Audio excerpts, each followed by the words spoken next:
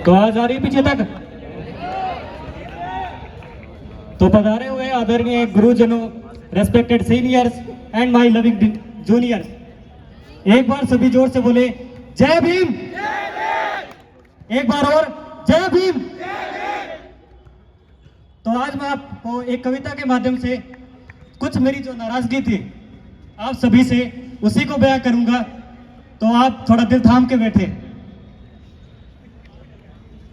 कल लिखने को मजबूर हुआ मैं तो बाबा साहब की नाखुश आवाज पर। कल लिखने को मजबूर हुआ मैं तो बाबा साहब की नाखुश आवाज पर। आज समाज की तारीफ में मैं कोई गुणगान नहीं करूंगा। समाज के दुश्मनों का मरते दम तक सम्मान नहीं करूंगा। शर्मिंदगी है मुझको और होगी तुमको भी, शर्मिंदगी है मुझको और होगी तुमको भी उन बातों से जो अब तक परिभाषा भी नहीं समझ पाए बाबा साहब के संवादों की। क्या लिखूं मैं अपनी इस पिछड़ती हुई कौम पर?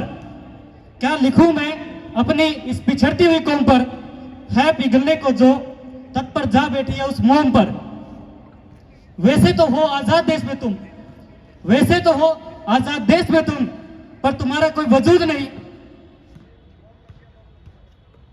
सोए हो सब के सब सम्मान पाने की सूद नहीं, सोए हो सब के सब सम्मान पाने की सूद नहीं।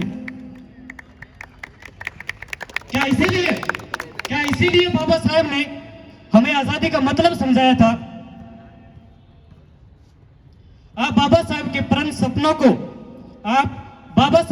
सपनों को ऐसे ना नकेरो तुम, और उनकी बनाई हुई कौम को ऐसे बिखेरो ना तुम।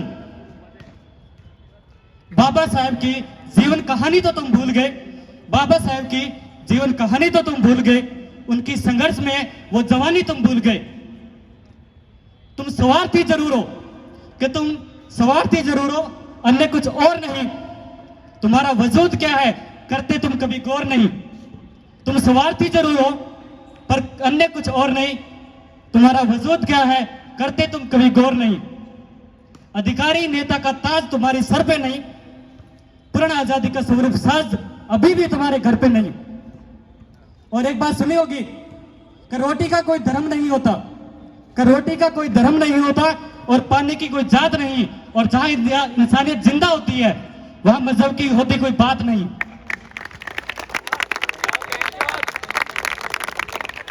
अपना आया आगे कोई तो तुमने उसको ठुकराया है। जाति जाति में भेद कर भाईचारा भी तुमने मिटा दिया, और हद तो तब हुई जब बाबा साहब के सपनों को भी तुमने कुंभकर्ण की नींद सुला दिया।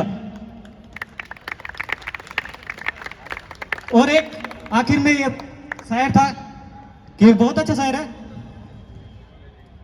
कि तेरे में क्या हुनर है ये बताना जरूरी है।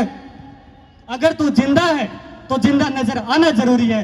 कि तेरे में क्या हुनर है ये बताना जरूरी है। अगर तू जिंदा है तो जिंदा नजर आना जरूरी है। जय भीम, जय भारत।